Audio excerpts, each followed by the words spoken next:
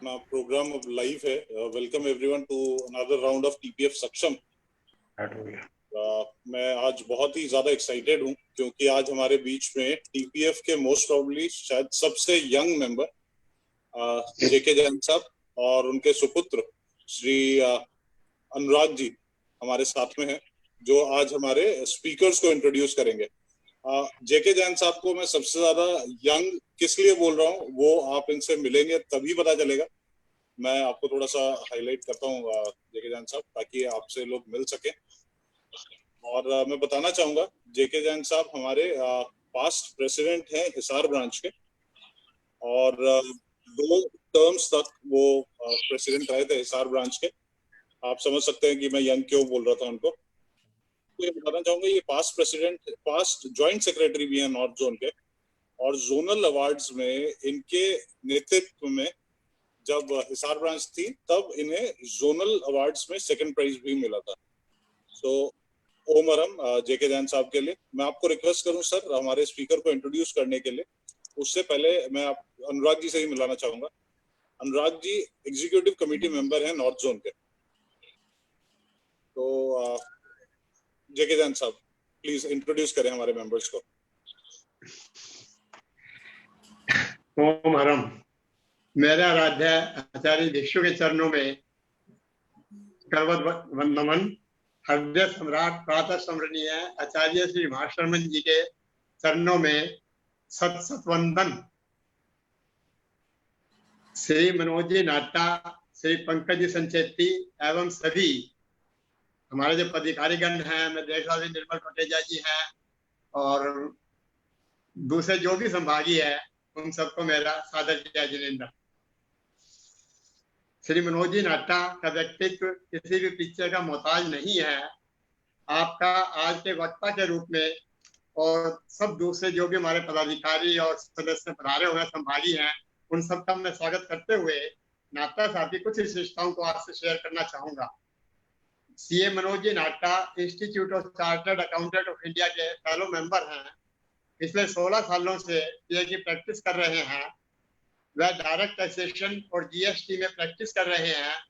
GST और income tax विषय पर आपके लेख विभिन्न समाचार पत्रों में, जर्नल, सेमिनार आदि में नियमित रूप से रेगुलरली छपते ही रहते हैं। आपके टैक्स मैन, टैक्स गुरु में भी लेख छपते रहे हैं।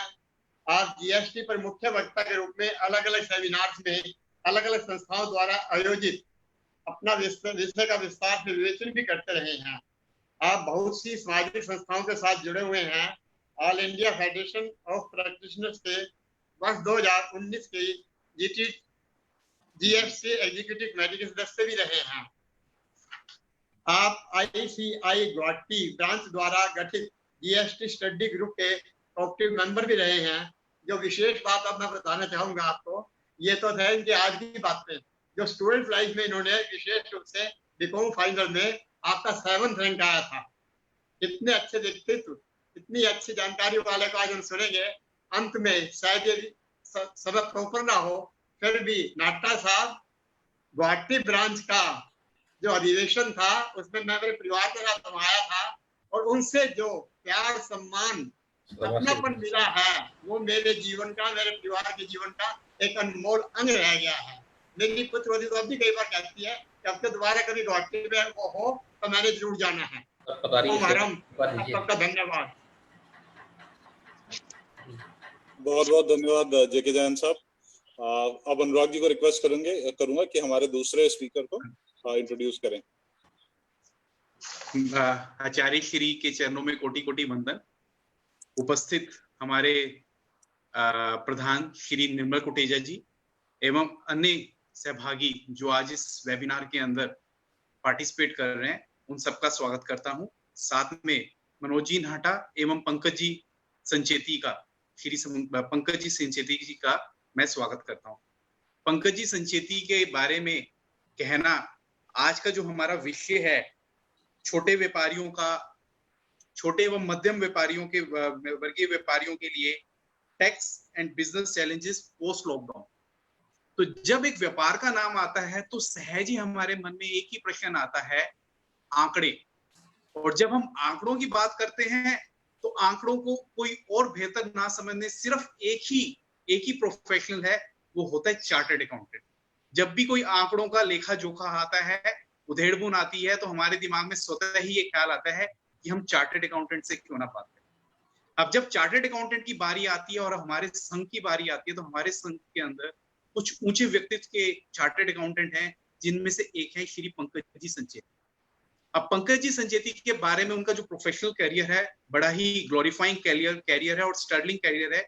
एंड उनके बारे में मैं बताऊंगा आपको कि उनको 15 साल का तो तजुर्बा हो चुका है किस सब्जेक्ट्स में, कॉर्पोरेट टैक्सेशन में, ट्रांसफर प्राइसिंग में एंड रेगुलेटरी मैटर्स। और इनका जो क्लाइंट बेस है वो हमारे सिर्फ देश का ही नहीं बल्कि विदेशों के भी क्लाइंट्स को ये एंटरटेन करते हैं और बहुत ही बेखूबी और बहुत ही काबिलियत के साथ उनको सर्व कर रहे हैं। और इन्होंने अपनी फर्म बना रखी है जिसका नाम है kaolin consultants LLP limited liability partnership, आप लोग समझते ही हैं। उस फर्म को कॉन्स्टिट्यूट करने से पहले Ernst and Young partnership firm के ही has been an associate partner. Ernst and Young एक ऐसी फर्म है जो हर बंदा जानता है, हर व्यक्ति जानता है कि अर्नेस्ट एंड यंग क्या कंपनी है। वो एक कंट्री की रिनाउंड चार्टर्ड अकाउंटेंट फर्म है जिसके बारे में सब लोग परिचित हैं। और यही नहीं, मल्टीनेशनल कंपनीज को वो एडवाइस करते हैं for inbound investments in India and tax efficient financing, transfer finance planning and documentation. और उसके बाद हम ये कहें कि they are advising Indian headquarter clients in managing their tax structures including outbound investments, global transfer pricing strategy and evaluation of alternative cross plannings। और जहां तक इनका टैक्स से सब्जेक्ट है, तो टैक्स के सब्जेक्ट में अमूमन हमारी जो हायरार्की होती है, एक बंदा जो एग्रीड होता है उसको एक इश्यूज रेज अप करने होते हैं, तो उसके लिए वो अथॉरिटीज के पास जाता है, तो वो अथॉरिटीज के सामने भी अपीयरेंस देते हैं। इन्होंने हाई कोर्ट और सुप्रीम कोर्ट्स के अंदर भी वहां पे सीनियर काउंसिल्स को असिस्ट कर रखा है और इनकी जो जजमेंट्स हैं, काफी जजमेंट्स इनके टैक्स जर्नल्स के अंदर रिपोर्टेड है। ये तो इनका प्रोफेशनल करियर है। और अगर मैं इनका एक्स्ट्रा करिकुलर एक्टिविटीज के बारे में कहूं कि ये सब जगह निपुण है, हर क्षेत्र में निपुण है, तो he is an regular speaker and contributing articles in various journals and other publication houses. He is a member of Direct Taxes Committee at Institute of Chartered Accountants of India, Hyderabad branch. He is an ex-member of industry at Center of Management Studies, Nalsar University of Law, Hyderabad. Nalsar University of Law आप सब लोग जानते ही हैं, India की number 1 national law university. And he is a member of Direct Tax Committee at Federation of Telangana and Andhra Pradesh Chambers of Commerce and Industry. He is a chairman of X Committee at IFA India Hyderabad subchapter. And he is a founder of Hyderabad's first zero waste eco store and has presented this forum at various platforms। और इनके व्यक्तिगत जीवन के बारे में बात करूं तो इनकी जो धर्मपत्नी है वो इनको इनके काम में जो इनका ये zero waste management, zero waste eco store का जो प्रोजेक्ट है उसको वो संचालित करती हैं। और he has been blessed with 2 sons.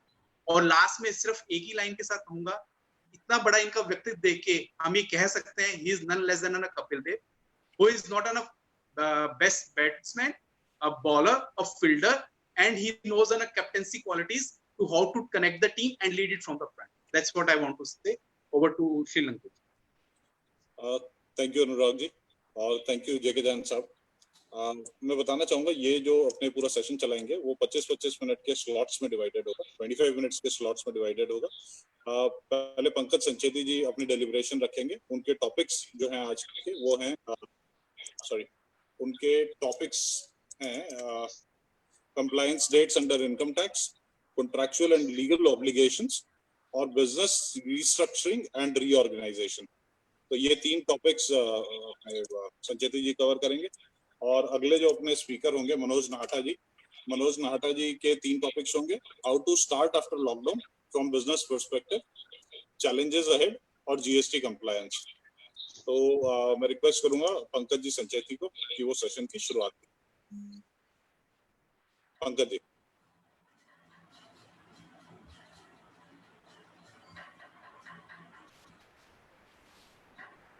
Pankaj ji.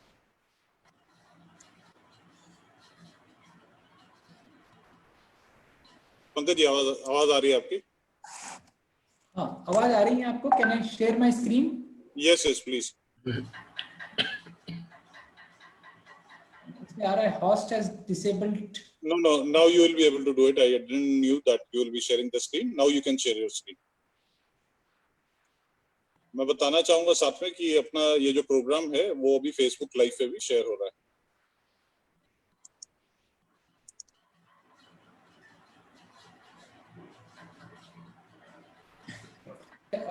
मैं बात करूंगा टैक्स पॉलिसी मेजर्स की, particularly income tax policy measures which government has taken up to deal with this pandemic situation we are in currently. Before going to कि Indian government ने क्या क्या किया है, मैं आप सबको एक नजर आपको लेके जाना चाहता हूँ कि ग्लोबली गवर्नमेंट क्या कर रही है, बिकॉज ये जो पैंडेमिक है ये इंडिया स्पेसिफिक नहीं है, ये दुनिया में तबाही मचाई हुई है।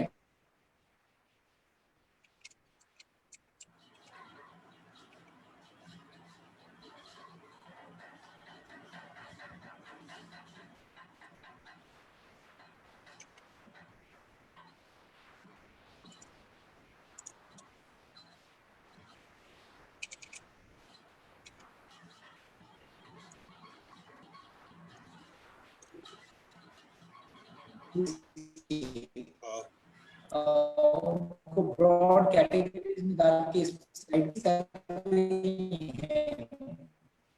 वो कर रहे हैं सोशल सिक्योरिटी कॉन्ट्रीब्यूशंस और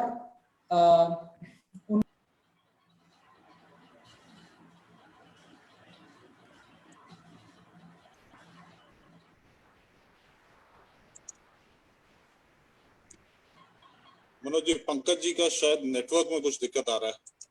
मैं एक बार बात करता हूँ पंकज जी से।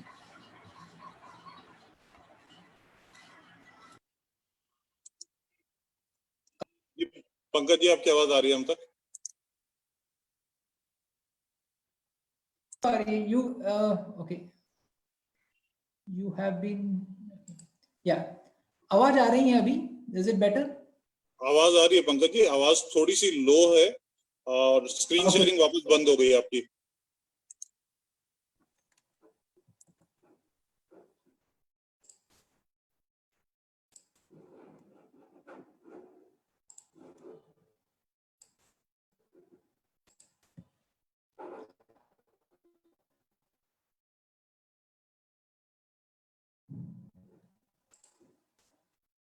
अभी you can see the screen?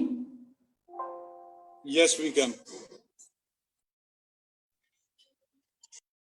Okay, so मैं बोल रहा था कि डिफरेंट गवर्नमेंट्स पूरे वर्ल्ड में क्या कर रही हैं। सो पहला major lot of countries are taking, lot of governments are taking, वो है कि वो सोशल सिक्योरिटी कंट्रीब्यूशन जो रहता है एम्प्लॉयर को जो देना रहता है उसको माफ कर रही हैं या डिफर कर रही हैं, because lot of developed countries में ये सोशल सिक्योरिटी जो कंट्रीब्यूशन रहता है, जो EPF या ESI कंट्रीब्यूशन या हेल्थ बेनिफिट और जो भी बेनिफिट मिलते हैं उसका जो कंट्रीब्यूशन रहता है significant portion of the salary रहता है।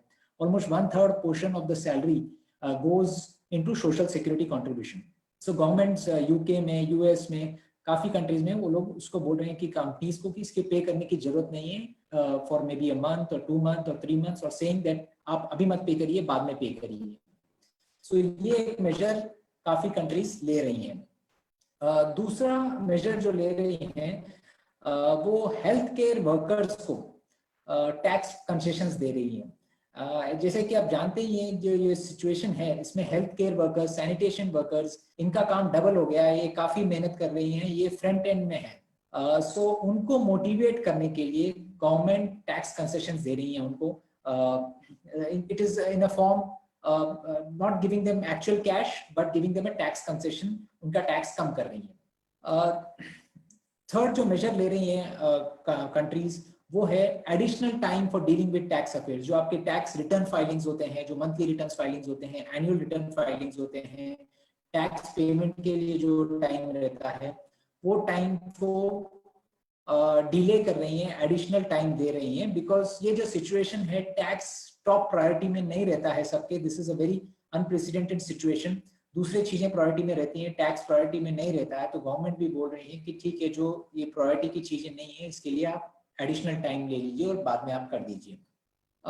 फोर्थ जो मेजर ले रही हैं is deferring VAT payments, customs duties and excise duties. So आज का जो सिचुएशन है इसमें काफी चीजों की डिमांड कम हो गई है, बट काफी चीजें ऐसी है जो डिमांड में आ गई हैं, जो आज की रिक्वायरमेंट है, और ऐसे चीजें जो है रेडीली अवेलेबल नहीं होगी कंट्री में, काफी कंट्रीज को इंपोर्ट करना पड़ रहा है। तो गवर्नमेंट उसको इंपोर्ट को प्रमोट करने के लिए बोल रहे हैं कि कंपनीज को यू कैन इंपोर्ट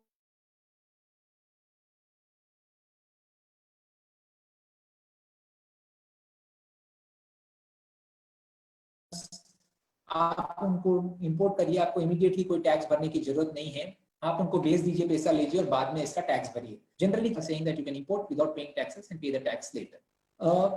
जो सिचुएशन आज है इसमें काफी बिजनेसेस को लिक्विडिटी का चैलेंज हो रहा है, पैसा अटक गया है एंड खर्चे वैसे ही हैं। सो कंपनीज में लिक्विडिटी जनरेट करने के लिए भी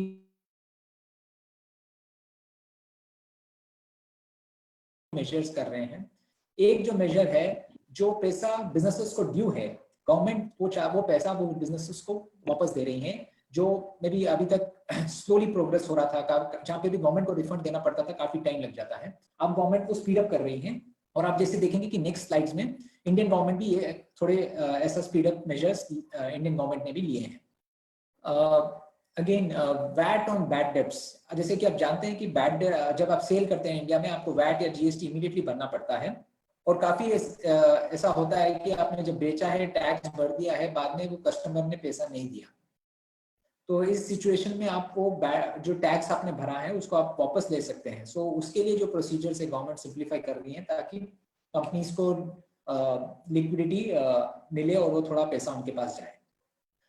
similarly advance tax payments, other जो टैक्स लायबिलिटीज है उसके लिए एडिशनल टाइम दे रही है। काफी ऐसा सिचुएशन हो सकता है कि कंपनी ने पूरे साल के प्रॉफिट के हिसाब से टैक्स भरा होगा, बट अभी because of this situation India में, तो इंडिया का ईयर एंडिंग मार्च है, तो इंडिया में तो सिर्फ 15 दिन बचे थे जब ये सिचुएशन आया था, बट काफी कंट्रीज जिनका ईयर में भी जून हो या दिसंबर हो, कंपनियों ने पूरे साल के प्रॉफिट, एक्सपेक्टेड प्रॉफिट के हिसाब से टैक्स भरा होगा, बट अभी उनको लगता नहीं है कि वो प्रॉफिट पूरे साल में आएगा। तो गवर्नमेंट उनको ऑप्शन दे रही है, फैसिलिटी दे रही है कि जो आपने टैक्स भरा है उसको आप ले सकते हैं, अगर if you expect the tax liability to be less during the year. जो लास्ट बट वन पॉइंट है, डेफरिंग और waiving taxes that are levied on a tax base, जो इनकम पे टैक्स नहीं होता है, बट एक फिक्स्ड बेस पे टैक्स होता है, जैसे कि वेल्थ टैक्स, प्रॉपर्टी टैक्स, उनको वेव कर रही हैं गवर्नमेंट्स।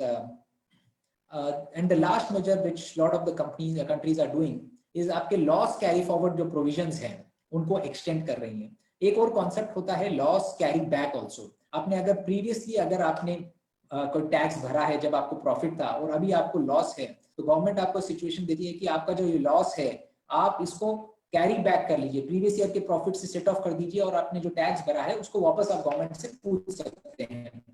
इंडिया में ये प्रोविजन नहीं है, but this is also one major lot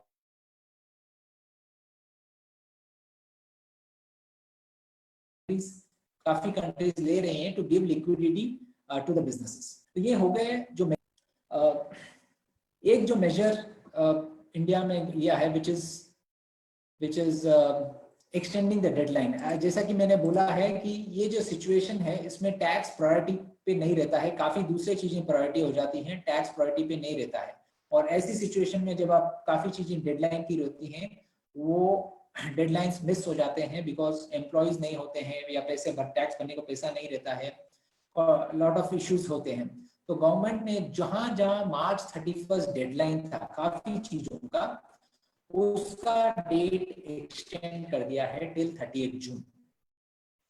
जैसे फाइनेंशियल ईयर 18-19 का रिटर्न फाइलिंग का ड्यू डेट मार्च 31 था, इसके बाद आप रिटर्न नहीं फाइल कर सकते थे 18-19 का, उसको एक्सटेंड कर दिया है जून 30 तक।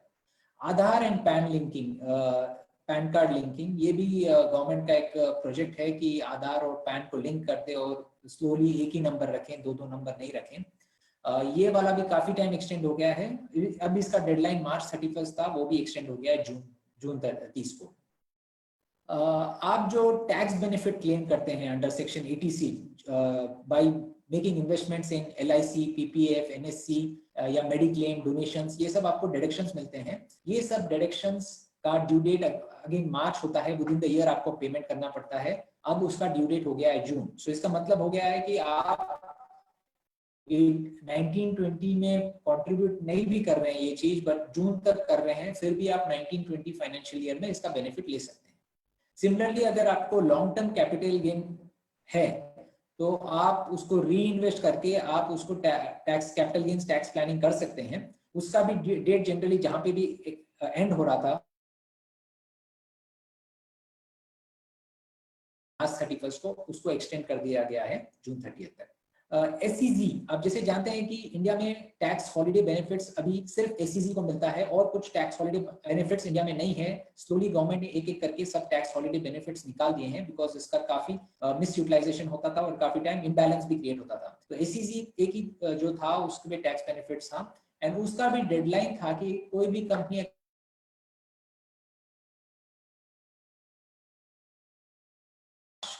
2020 के पहले अगर ऑपरेशन स्टार्ट करे तो उनको ही बेनिफिट मिलेगा। ये 15 साल का टैक्स बेनिफिट कि अभी आप जून तक भी अगर ऑपरेशन तो आपको ये बेनिफिट मिल सकता है। ये सब हो गए थे टैक्स पेयर के लिए एक्सटेंशंस। वैसे गवर्नमेंट ऑफिसर्स भी काम नहीं कर रही हैं, इनकम टैक्स ऑफिस भी काम नहीं कर रही हैं, तो जहां पे भी उनको ऑर्डर्स पास करने रहते थे जिसकी डेडलाइन 20 मार्च से 29 जून के बीच में आती है, उसको ऑटोमेटिक एक्सटेंशन मिल जाता है 30 जून तक का। मैं यहाँ पे बोलना चाहता हूँ सुप्रीम कोर्ट ने भी एक ऑर्डर पास किया जिसमें उन्होंने कहा है कि जहां पे भी ये डेडलाइन ये लॉकडाउन पीरियड में होता है तो उसको ऑटोमेटिक एक्सटेंशन हो जाएगा। ये लॉकडाउन का पीरियड डेडलाइन के लिए काउंट नहीं होगा। ये था जो compliance hard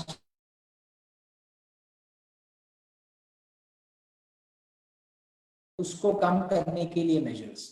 government of India ने भी लिक्विडिटी लाने के लिए भी थोड़े मेजर्स गवर्नमेंट ने किए हैं। एक जो है ऐसी होती हैं जिनका काफी TDS कटता है और उनका टैक्स लायबिलिटी उतना नहीं रहता है, तो वो जाके सर्टिफिकेट ले लेते हैं ऑफिसर से कि हमारा TDS कम रेट में कटना चाहिए, नॉर्मल रेट्स में कटना नहीं चाहिए। तो जो भी TDS certificates last year issue हुए थे जिनका वैलिडिटी मार्च को एंड हो रहा था, उनका वैलिडिटी बढ़ा दिया गया है जून 30 तक।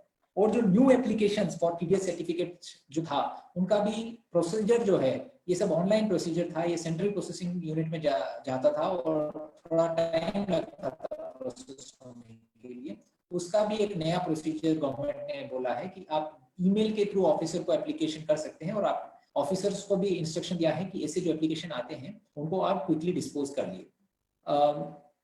सिमिलरली आप जब एक नॉन रेसिडेंट को पेमेंट करते हैं, एक फॉरेन कंपनी को पेमेंट करते हैं जिसका ऑफिस इंडिया में है, उसके लिए भी आपको काफी टाइम ऑफिसर के पास जाना पड़ता है एक TDS सर्टिफिकेट लेने के लिए, नहीं तो 40% TDS हो जाता है जो काफी हाई रेट है। उसमें गवर्नमेंट ने बोला है कि 30 जून तक जो भी आप पेमेंट कर रहे हैं उसको आप 10% पे TDS करिए और आपको 40% तक करने की जरूरत नहीं है। दूसरा, गवर्नमेंट ने एक और मेजर अनाउंस किया है कि जहां पे भी रिफंड ड्यू है, 5 लाख तक का रिफंड ड्यू है, बेसिकली स्मॉल और मीडियम टैक्स पेयर्स का, जहां उन्होंने रिटर्न्स फाइल करी हैं और उनको रिफंड आना ड्यू है गवर्नमेंट से, गवर्नमेंट ने इमीडिएट बोला है कि जितना भी रिफंड है, एंड प्रेस रिपोर्ट्स में आया है कि ऑलमोस्ट 5,000 करोड़ गवर्नमेंट ने जहां पे भी टैक्स पेयर्स को ड्यू था वो पैसा उनको वापस दे दिया है। दूसरा है कि non payment of TDS TCS जो भी जहां पे भी इनका ड्यू डेट्स लॉकडाउन से स्टार्ट हो रहा था और 29 जून तक जो भी ड्यू टैक्सेस पेमेंट्स हैं उनको गवर्नमेंट ने बोला है कि आप वो टैक्स पेमेंट बाद में कर सकते हैं, आप 30 जून तक भर सकते हैं और आपको 9% इंटरेस्ट ही लगेगा पर एनम, सो 75 पैसा का ब्याज ही लगेगा। नहीं तो जनरली डिले इन पेमेंट्स के लिए 12% से 18% तक का इंटरेस्ट लगता है। सो वो अभी कम हो गया है 9%, एंड गवर्नमेंट ने स्ट्रिक्टली बोला है कि इस पे कोई पेनल्टी नहीं होगा, प्रोसिक्यूशन प्रोसीडिंग्स भी नहीं होगा। नहीं तो जनरली इनकम टैक्स लॉ में ऐसा प्रोविजन है जहां पे आप TDS अगर करते हैं और आप नहीं भरते हैं तो उसमें प्रोसिक्यूशन भी लॉन्च हो सकता है अगेंस्ट द डायरेक्टर्स। सो वो सब प्रोसीडिंग्स नहीं होगा। आगे बढ़ते हैं देखने के लिए कि गवर्नमेंट और क्या कर रही है और क्या मेजर्स लिया है। विवाद से विश्वास स्कीम, ये स्कीम मार्च तक आया था, बट जब तक ये एक्ट पास हुआ काफी डिले हो गया था, ऑलमोस्ट 20 मार्च तक ये स्कीम का एक्ट वगैरह पास हुआ था, तो वैसे ही काफी टाइम नहीं था, एंड उस बाद में लॉकडाउन भी हो गया। तो वो विवाद से विश्वास स्कीम या विवाद से विश्वास एक्ट जो है वो अभी जून 30 तक वैलिड है विदाउट एनी इंटरेस्ट और tax penalties. Donation to PM Cares fund, ये एक नया फंड गवर्नमेंट ने स्टार्ट किया है जो आपको 100% डिडक्शन देता है आपके इनकम से रिड्यूस करने के लिए। सो इसमें आप 30 जून तक आप इसमें पेमेंट कर सकते हैं और 19-20 फाइनेंशियल ईयर में इसका बेनिफिट ले सकते हैं। थोड़े और काफी भी मेजर्स गवर्नमेंट ने किए हैं। एक्सपोर्ट प्रोसीड्स, जब भी आप एक्सपोर्ट करते हैं आपको उसका सेल्स जो होता है आपको विद इन अ पीरियड आपको वापस इंडिया में लाना होता है। अगर आप नहीं लाते हैं तो आपको गवर्नमेंट अप्रूवल लेना पड़ता है।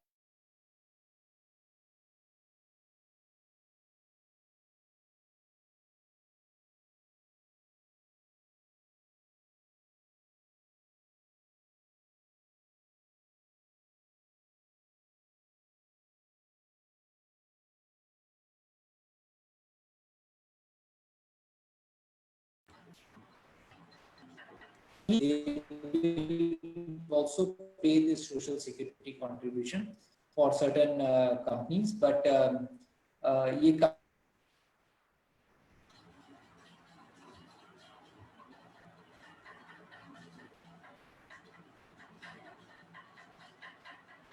पंकज जी कुछ नेटवर्क इश्यू, आवाज नहीं आ रही आपकी पंकज जी। ओके, मैं एक बार रीलॉग इन कर लूं क्या? Is it better? नहीं, we can try doing it this way. अभी आवाज ठीक आ रही है आपकी। ओके ओके, और if you think that you can do a quick relog in then it's nice. Okay, I will do a quick relog in. Okay,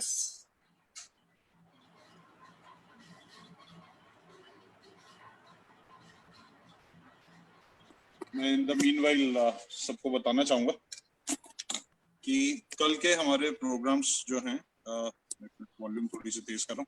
मेरी आवाज आ रही है सबको? मनोज जी आवाज आ रही है? यस यस जी यस। Okay, very nice. कल सुबह 10 बजे शिखर स्वर में अपने सफलता की कहानी महेंद्र जी की जुबानी, ये कार्यक्रम हमारा शुरू होगा कल सुबह 10 बजे, जिसमें श्री महेंद्र जी नाहटा जो HFCL से जुड़े हुए हैं और साथ में अपने रिलायंस जियो के डायरेक्टर हैं, HFCL ग्रुप के चेयरमैन हैं, उनको सुनने का मौका मिलेगा।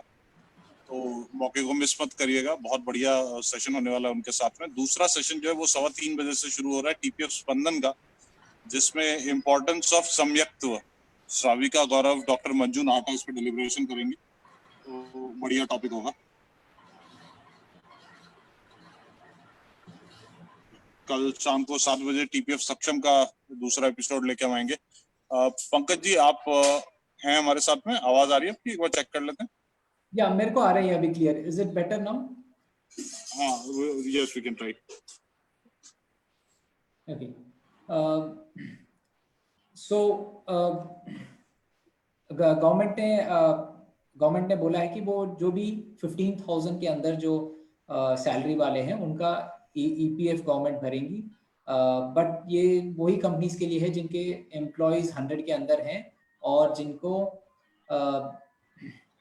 90% ऑफ द एम्प्लॉयज उनके 15,000 के अंदर सैलरी वाले होने चाहिए, तो उनके लिए ये बेनिफिट है, सबके लिए बेनिफिट नहीं है। दूसरा ESI एंड PF, इसका भी गवर्नमेंट ने डेडलाइन बढ़ा दिया है। ESI का डेडलाइन जो फरवरी एंड मार्च है, दोनों महीने का गवर्नमेंट ने उसको एक्सटेंड करके May 15 कर दिया है, both for paying the tax and also the filing of the return. Similarly EPF का भी डेडलाइन जो मार्च का है वो May हो चुका है। Since अप्रैल भी लॉकडाउन में था ऑलमोस्ट मोस्ट ऑफ द पूरा मंथ, तो गवर्नमेंट शायद अप्रैल का भी फिर डेडलाइन बढ़ा दें, बट आज के डेट में अप्रैल का नहीं बढ़ाया। ये गवर्नमेंट ऑफ इंडिया ने through the ministry of labour एक एडवाइजरी इश्यू करी है टू द सब कमिश्नर्स को in the ministry of labour कि कंपनीज को बोलें, एस्टेब्लिशमेंट्स को बोलें कि वो किसी एम्प्लॉय का जॉब से ना निकालें, उनको टर्मिनेट ना करें या उनका वेजेस कम नहीं करें. So this is an advisory from the government, because एक क्वेश्चन काफी आ रहा है अभी कि बिकॉज ऑफ दिस सिचुएशन जहाँ पे काम नहीं है एंड एम्प्लॉइज ऑफिस नहीं आ सकते या शॉप नहीं आ सकते, क्या आप उनको निकाल सकते हैं या उनकी सैलरी रिड्यूस कर सकते हैं? लीगली तो ऑब्वियसली कर सकते हैं, बट गवर्नमेंट ने यह एडवाइस किया है कि आप किसी को निकाल नहीं सकते और किसी को वेजेस भी रिड्यूस नहीं कर सकते हैं. So this is an advisory issued by the government of India, and कोई भी एम्प्लॉई अगर ऐसा होता है तो ही में go back, he can go back to the government and take his grievance to the government. और गवर्नमेंट ने भी काफी कंपनी को ये लेटर आया है कि किसी को एम्प्लॉय से निकाले नहीं या वेजेस कम नहीं करें.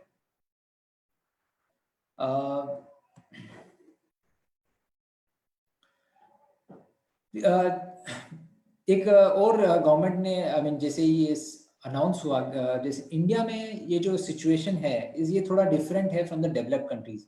डेवलप्ड कंट्रीज में मोस्ट ऑफ द पीपल जो है ऑर्गेनाइज सेक्टर में काम करते हैं. इंडिया में ऑर्गेनाइज सेक्टर में बहुत कम लोग काम करते हैं. It's almost like 50% organise sector में 50% ही होते हैं, और 50% ऑफ द पीपल जो काम कर रही हैं वो अनऑर्गेनाइज सेक्टर में है. ना वो कोई रजिस्ट्रेशन है उनका इन द सोशल सिक्योरिटी और EPF. सो अनऑर्गेनाइज सेक्टर में काफी बड़ा एक लोग जो काम करते हैं, including the migrant labour. So government ने एक गरीब Kalyan Yojana specifically for this covid crisis से डील करने के लिए लाई है. इसमें अनऑर्गेनाइज सेक्टर को हेल्प करने के लिए गवर्नमेंट ने ये किया है.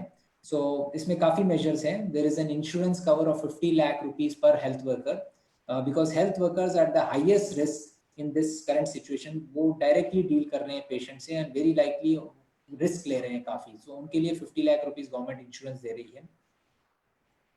गवर्नमेंट ने अनाउंस किया है कि वो 80 करोड़ पीपल को फ्री रेशन देंगी फॉर द नेक्स्ट 3 मंथ. सो जो भी पीपल जिनके पास भी रेशन कार्ड है उनको गवर्नमेंट खाना देंगी, basically rice, wheat and pulse देंगी for the next 3 months. All the women account holders of Jan Dhan में जिसी भी वुमेन के अकाउंट होल्डर्स हैं उनको 500 रुपीज ने गवर्नमेंट ने ट्रांसफर कर दिया है. मनरेगा जो गवर्नमेंट का स्कीम है उसमें गवर्नमेंट ने पर डे का जो वेजेस है उसको इंक्रीज कर दिया है फ्रॉम 180 टू 202. PM किसान योजना उसमें गवर्नमेंट ने जो रहता है 2000 रुपीज पर क्वार्टर का पेमेंट रहता है उसको गवर्नमेंट ने प्रीपोन करके इमीडिएटली दिया है. एंड ऑल्सो एक building and construction workers welfare fund रहता है, उसका भी गवर्नमेंट यूटिलाइज कर रही है वो फंड को भी बेनिफिट देने के लिए कंस्ट्रक्शन वर्कर्स के लिए. सो मैंने अब तक बोला है जो टैक्स मेजर्स गवर्नमेंट ने किए हैं. क्विकली कवर करता हूं कि as a businessman, as a small businessman आप क्या कर सकते हैं इस सिचुएशन में. What is that something you can do to take advantage of the government schemes and policies. Quickly ये स्लाइड में मैंने डाला है. एक तो आपको करना चाहिए कि जहां पे भी आपका पैसा अटका हुआ है गवर्नमेंट के पास, may be income tax, may be GST और भी कहीं पैसा अटका हुआ है, वो आपको इमीडिएटली आप गवर्नमेंट से वापस लेने का अभी ट्राई कर सकती हैं. Government is functioning. बाकी के बिजनेसेस ऑब्वियसली गवर्नमेंट ने बंद करे हैं, but government is functioning and now they are, उनका गवर्नमेंट का भी पॉलिसी है कि जहाँ पे भी गवर्नमेंट का ड्यू है पैसा वो वापस दें बिजनेसमैन को ताकि लिक्विडिटी आए मार्केट में. सो आपका कहीं पैसा अटका हुआ है तो आप ट्राई करिए कि उसको क्विकली आप गवर्नमेंट से निकालें. प्रोसेस आप स्टार्ट कर दीजिए एंड थोड़ा प्रेशर डालेंगे तो ये पैसा आपको वापस जल्दी मिल सकता है. आपका अगर TDS या TCS कटता है एंड बिकॉज अभी आप देख रहे हैं कि आपको इतना प्रॉफिट नहीं रहेगा एंड ऐसा लग रहा है कि ज्यादा TDS कट जाएगा, तो आप इमीडिएटली गवर्नमेंट के पास जाके TDS and TCS, lower TDS और लोअर TCS सर्टिफिकेट लीजिए. इसके लिए सिंप्लीफाइड प्रोसीजर अभी आया हुआ है, तो आप ये सर्टिफिकेट क्विकली ले सकते हैं. थोड़े मेजर्स हैं which is applicable to large companies or companies having overseas subsidiaries और फॉरेन कंपनीज, उनके भी थोड़े मेजर्स हैं, उनको भी थोड़ा सा चैलेंजेस है. सो वो वाले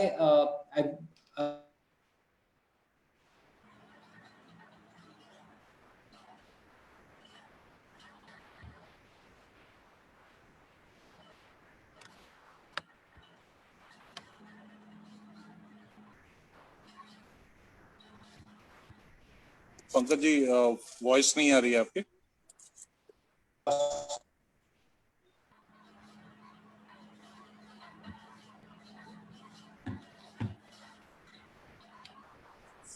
Is it better now? Can I It is continue? better. Yeah, it is better now.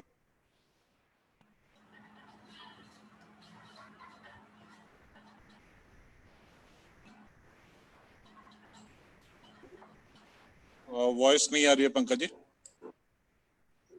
अभी बेटर है क्या? Sorry, I can see everyone, I can hear everyone. हाँ, this is better now. 5 minutes remaining Pankaj ji आपकी deliberation के लिए। Yes, sure.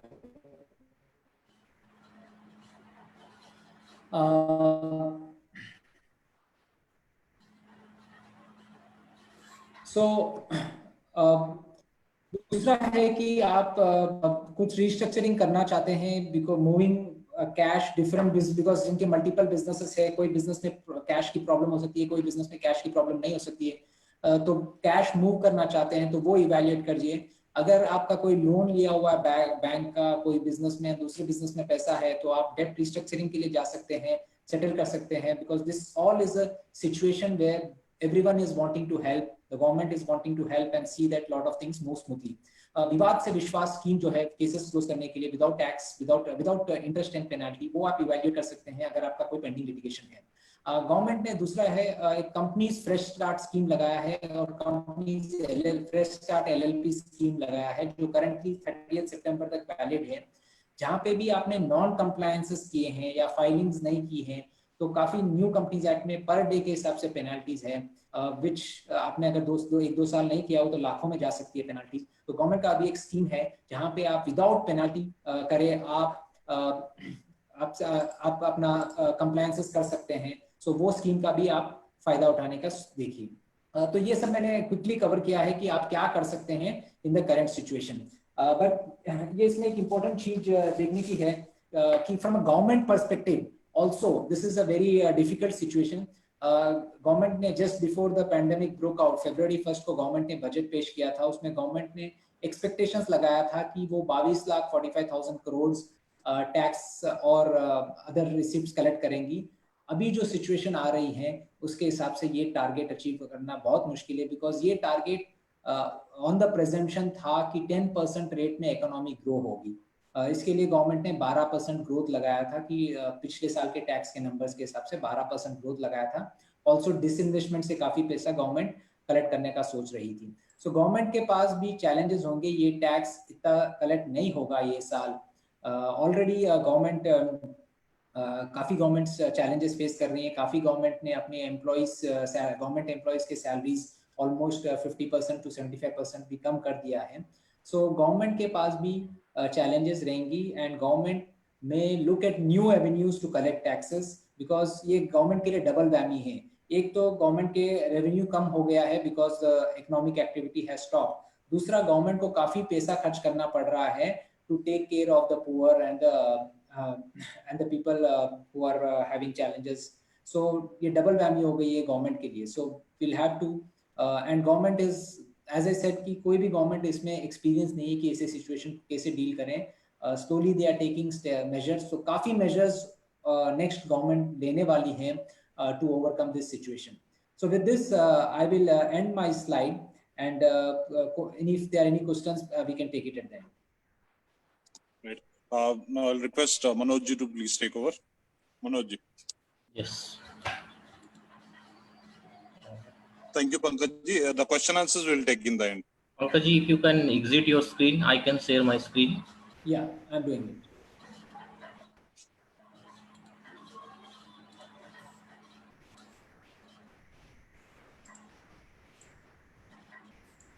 I think you can start. Yeah.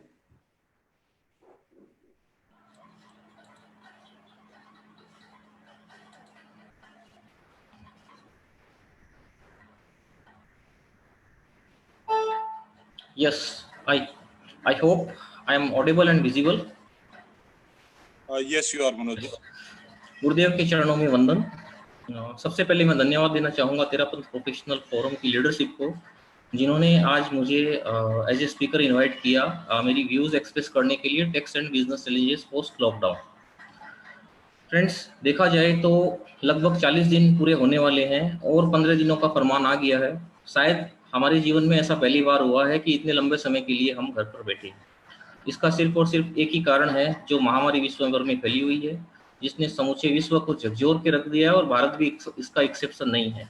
चाहे वो business हो, चाहे वो इकोनॉमी हो, चाहे वो बच्चों की पढ़ाई हो, चाहे वो आपका कोई भी दूसरा काम हो, यात्रा हो, सब कुछ इसके कारण सब रुका हुआ है, स्टैंड स्टिल है। दोस्तों, ऐसा कहा गया है, माना जाता है कि समय बड़ा बलवान होता है और समय के आगे सब नतमस्तक हो जाते हैं, और समय हमें बहुत कुछ सिखा देता है, और समय बहुत कुछ बदल देता है चीज़ों को। इसी का एक उदाहरण जीता जागता देखने मिल रहा है। कोविड के पहले बच्चों को स्कूल में कहा जाता था कि मोबाइल लेके नहीं आना है स्कूल में। अब आज वही मोबाइल बच्चों की स्कूल बनते फिर रहा है। तो ये सिर्फ समय और समय की ही कॉल है, और ये समय ही हमें बहुत कुछ सिखा रहा है। कोविड में बहुत सारी चीज़ें नेगेटिव हुई है, लेकिन सबसे पहले मैं कुछ पॉजिटिव्स हुए हैं उनसे अपनी बात की शुरुआत करना चाहूँगा, क्योंकि let us make beginning with A positives. Covid के पॉजिटिव्स क्या क्या हैं, अगर एक नज़र डालें, एक देखें अपन, तो हमें पता चलेगा कि कोविड में सिर्फ नेगेटिव्स ही नहीं है, पॉजिटिव्स भी बहुत सारी चीज़ें हुई हैं। सबसे पहले देखा जाए पॉजिटिव्स क्या हुआ है, हम अपने आप को और बेहतर तरीके से जानने लगे हैं। हम अपना सेल्फ इंट्रोसेप्शन करना सीख गए हैं। हम अपने आप से कहीं ना कहीं बात करने लगे हैं। ये एक बहुत बड़ा कोविड ने हमें एडवांटेज दिया है कि हम अपने आप से बात करने लगे हैं और अपने आप को जानने लगे हैं। दूसरा, अगर देखा जाए कोविड का एक एडवांटेज, लॉकडाउन का एक एडवांटेज, हम जो है ये बिना पार्टी में जाए, बिना नाइट क्लब में जाए, बिना फॉरेन ट्रिप किए, बिना आउटिंग किए जीना सीख चुके हैं। तीसरी बात अगर कोविड की हो, तो हम कहीं ना कहीं अब अपने आप के ऊपर आत्मनिर्भर बन गए हैं। पहले हमारे एम्प्लॉइज और वर्कर रहते थे, उनके ऊपर हमें डिपेंड रहना पड़ता था। आज वो डिपेंडेंसी खत्म हो चुकी है लगभग। चौथा, अगर कोविड का एडवांटेजेस देखा जाए, तो हम टेक्नोलॉजी के पावर को, टेक्नोलॉजी की क्षमता को एक बार पुनः स्वीकार कर चुके हैं, और कहीं ना कहीं टेक्नोलॉजी के इस पावर को नमन कर रहे हैं। यही टेक्नोलॉजी है जो आज हमें पूरा विश्व से जोड़ के रखी है, और हम यहाँ बैठ के वेबिनार्स कर रहे हैं as if we are doing a meeting. साथ ही साथ हम कुछ पुरानी यादों को ताजा कर रहे हैं और अपने आप को रिजुविनेट करने की कोशिश कर रहे हैं। ये भी एक कोविड का पॉजिटिव रहा है। उसके बाद हम अपना खाली समय अपने व्यापार की, अपने प्रोजेक्ट्स की रिसर्च में डाल रहे हैं। इंटरनेट हमारे पास अवेलेबल है, गूगल हमारे पास अवेलेबल है, तो कहीं ना कहीं हम अपना टाइम इफेक्टिवली यूज कर रहे हैं इस कोविड में। तो ये इस कोविड की या लॉकडाउन की पॉजिटिव बातें रही हैं। अब अगर इसके इम्पैक्ट की बात करूं मैं कि कौन कौन से सेक्टर्स जो है इस कोविड से और इस लॉकडाउन से इम्पैक्टेड है। एयरलाइंस हम सब जानते हैं स्टैंड स्टिल है। हॉस्पिटलिटी सेक्टर, होटल्स वगैरह सारी बंद है। इंटरटेनमेंट सेक्टर सारे बंद है। Movie hall, theatre, live performance सब कुछ स्टैंड स्टिल है। ट्रेवल एंड टूर सेक्टर भी बुरी तरह प्रभावित है।